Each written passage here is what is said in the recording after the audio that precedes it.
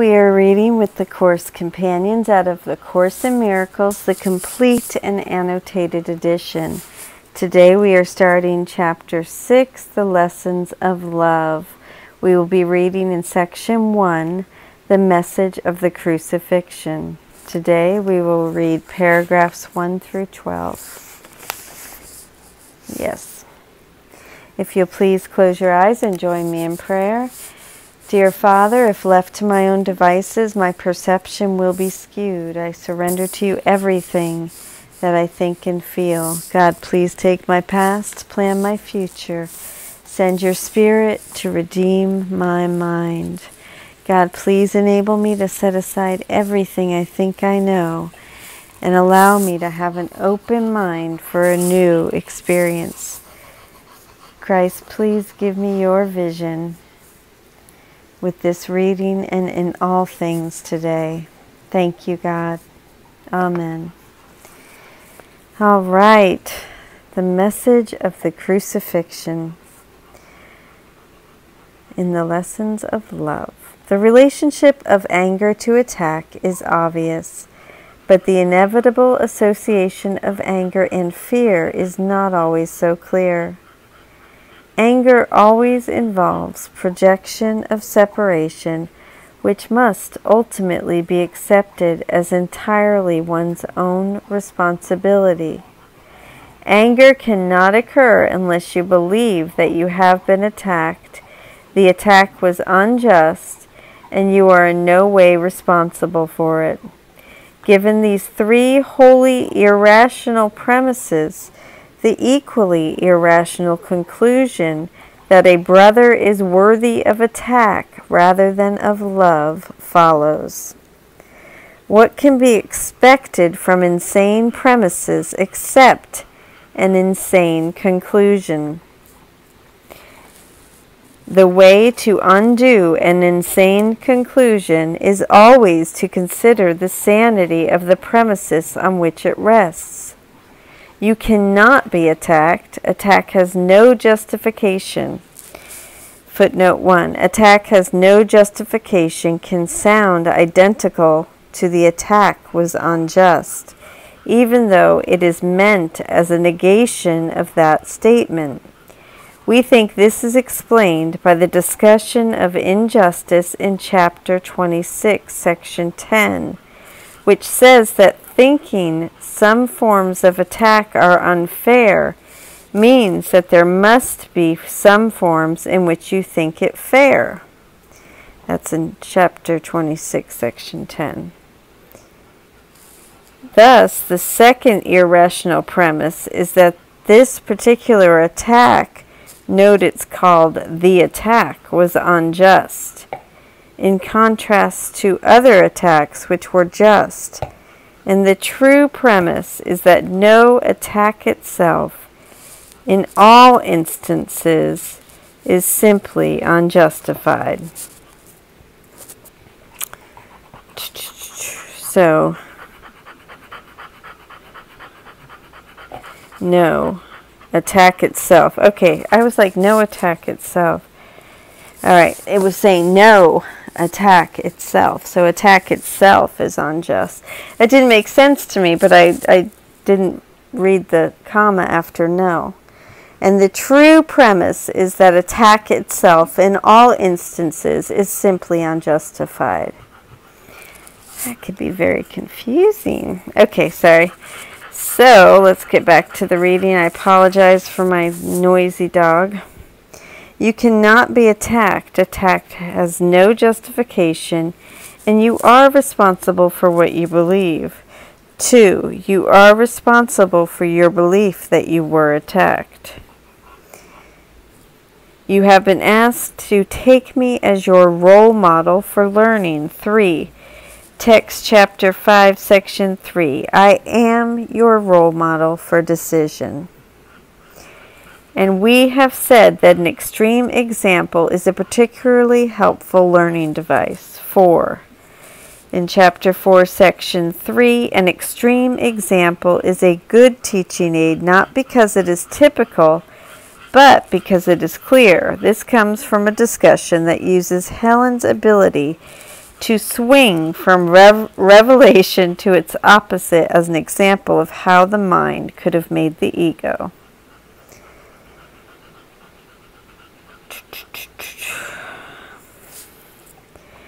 And we have said that an extreme example is a particularly helpful learning device. Everyone teaches and teaches all the time. This is a responsibility which he assumes inevitably the moment he has accepted any premises at all, and no one can organize his life without any thought system. Once he has developed a thought system of any kind, he lives by it and teaches it. You have been chosen to teach the atonement precisely because you have been an example of allegiance to your thought system, and therefore have developed the capacity for allegiance. It has indeed been misplaced. Some individuals have become outstanding examples of allegiance to apathy, and others have become startling examples of fidelity to variability. 5. Footnote 5. In its original form, this was about Bill and Helen, Bill being the example of allegiance to apathy, and Helen being the example of fidelity to variability. Blah, blah. But these are forms of faith which one can grow willing to redirect. You cannot doubt the strength of your devotion when you consider how faithfully you have observed it. It is quite evident that you have already developed the ability to follow a better model, if you can accept it. We have not dwelt upon the crucifixion because of its fearful connotations. 6. The crucifixion has been discussed only in text chapter 3 and text chapter 4. Each section seeks to negate the fearful connotations traditionally attached to the crucifixion. And where was I? I always lose my place. The only emphasis we have laid upon it is that it was not a form of punishment. 7. Text chapter 3, section 3. I was not punished because you were bad. The holy benign lesson which the atonement teaches is wholly lost if it is tainted with this kind of distortion in any form. But we know that nothing can be really explained only in negative terms. There is a positive interpretation of the crucifixion which is wholly devoid of fear, and therefore wholly benign in what it teaches, if it is properly understood. The crucifixion is nothing more than an extreme example. Its value, like the value of any teaching device, lies solely in the kind of learning it facilitates. It can be and has been misunderstood, but this is only because the fearful are apt to perceive fearfully. I told you before you can always call on me to share my decision and thus make it stronger. 8. Text chapter 4, section 1. The journey to the cross should be the last foolish journey for every mind. Do not dwell upon it, but dismiss it as accomplished. If you can accept that as your own last foolish journey, then you are free also to join my resurrection. Text chapter 3, section 3. You are released from all errors if you believe in this. Okay. While we emphasized the resurrection only before the purpose of the crucifixion and how it actually led to the resurrection was not clarified at that time. Footnote 10. Atonement without sacrifice. Text chapter 3, section 3. Emphasizes what the crucifixion was not and what the resurrection was. Nevertheless, it has a definite contribution to make to your own life, and if you will consider it without fear, it will help you understand your own role as a teacher. You have reacted for years as if you were being crucified. This is a marked tendency of the separated, who always refuse to consider what they have done to themselves. Projection means anger. Anger fosters assault, and assault promotes fear. Section 11. Footnote 11. Projection means anger because projection is an act of angrily blaming others for your separated condition. Anger fosters assault because anger includes the urge to assault what you see as the cause of your anger. Assault promotes fear because having assaulted, you now fear that you will be and deserve to be assaulted in return. This explains why you have reacted for years as if you were being crucified.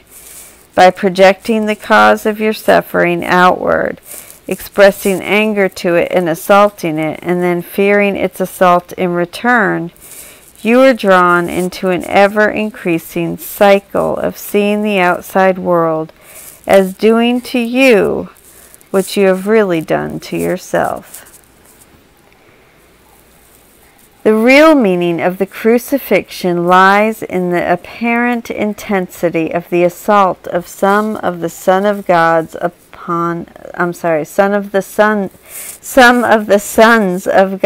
upon a brother. This, of course, is impossible and must be fully understood as an impossibility. In fact, unless it is fully understood as only that, I cannot serve as a real model for learning.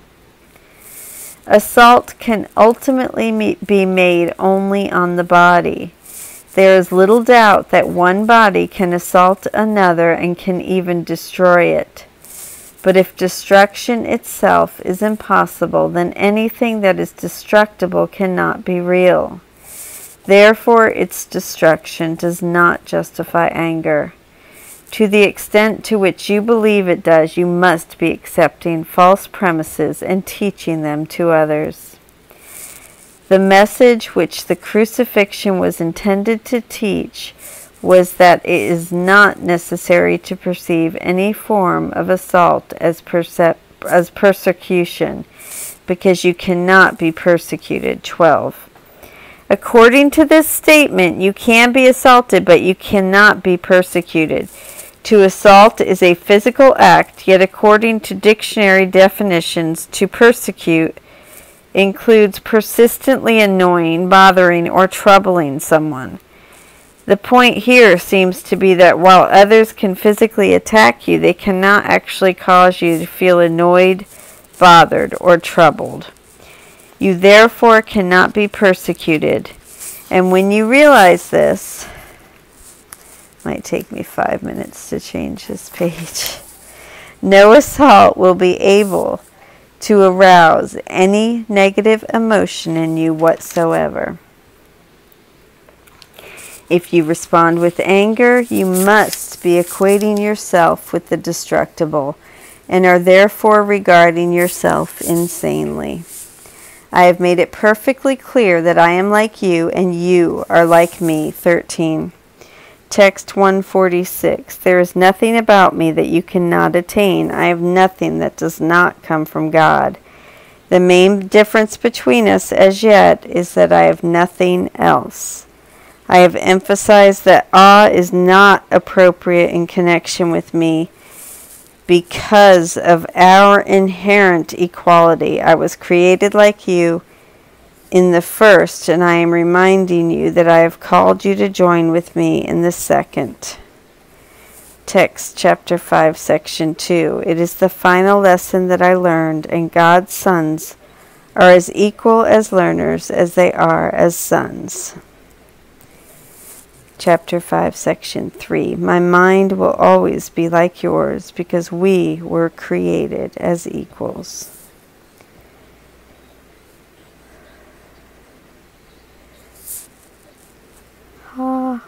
Sorry, I get lost. I forget where I was.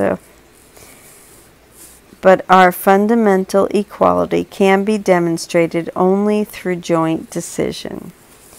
You are free to perceive yourself as persecuted if you choose, but you might remember when you do choose to react that way that I was persecuted as the world judges and did not share this evaluation for myself.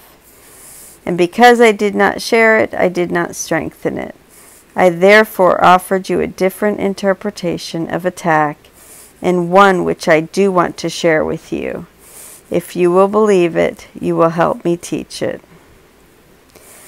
We have said before, as you teach, so shall you learn. 14, and that was in chapter 5, section 5. If you react as if you are persecuted, you are teaching persecution. This is not a lesson which the sons of God should want to teach if they are to realize their own salvation.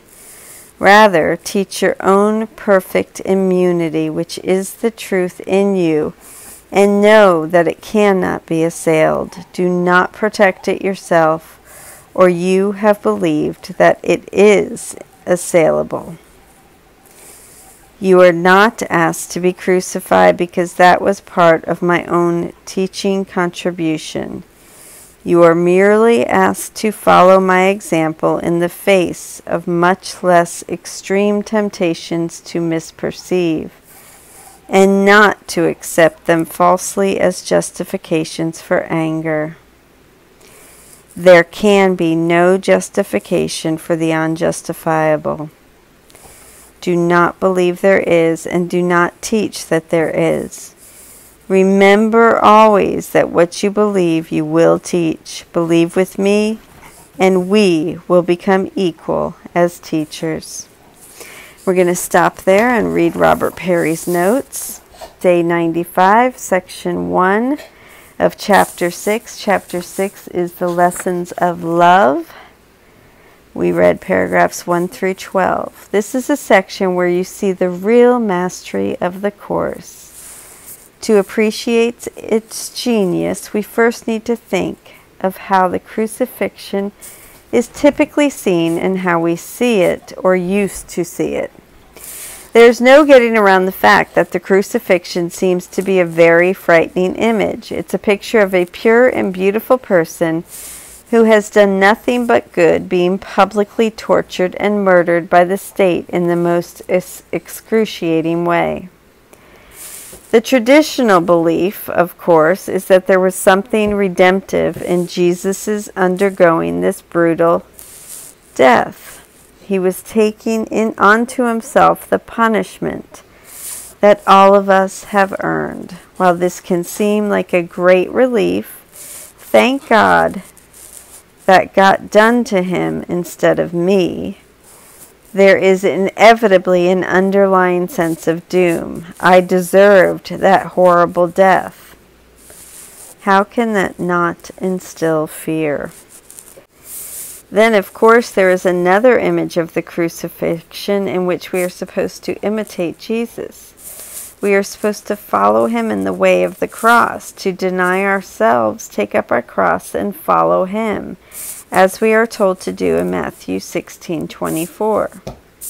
In other words, we too must lead a life of redemptive suffering and sacrifice. Again, how many of us can hear such a message without fear?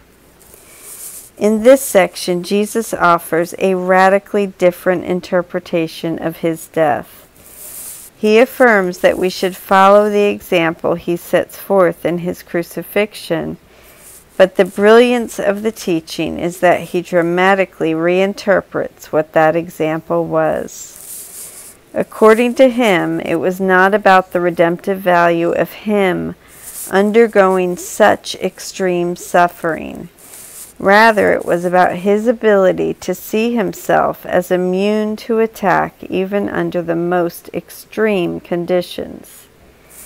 The example he set, in other words, was not in letting himself be tortured and killed. It was not in the events themselves. Rather, it was in how he saw those events. The biblical record tells us that he met his death with defenselessness and forgiveness.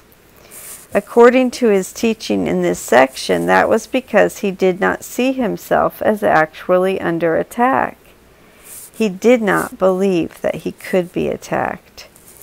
This is the example we need to follow. The practicality of this example can hardly be overstated. He says you have reacted for years as if you were being crucified. We all feel under attack in this world. I've done an exercise in workshops in which people list the things they feel under attack from in that exact moment. This is defined as any condition that they feel is hurting their peace. The list they wrote down can run into the dozens, going all the way from financial challenges to the temperature in the room.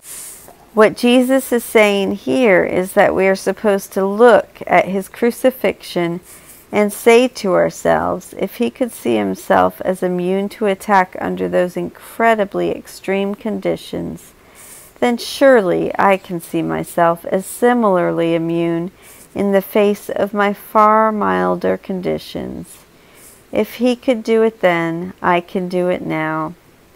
Do you see how this changes the crucifixion entirely? It doesn't change a single thing that happened, but it changes its meaning altogether. It turns it from one of history's greatest symbols of fear to one of the most powerful symbols of release from fear. It tells us that we can greet every single moment free from fear because of the immortal example he set. Beautiful reading again. Thank you for joining with me.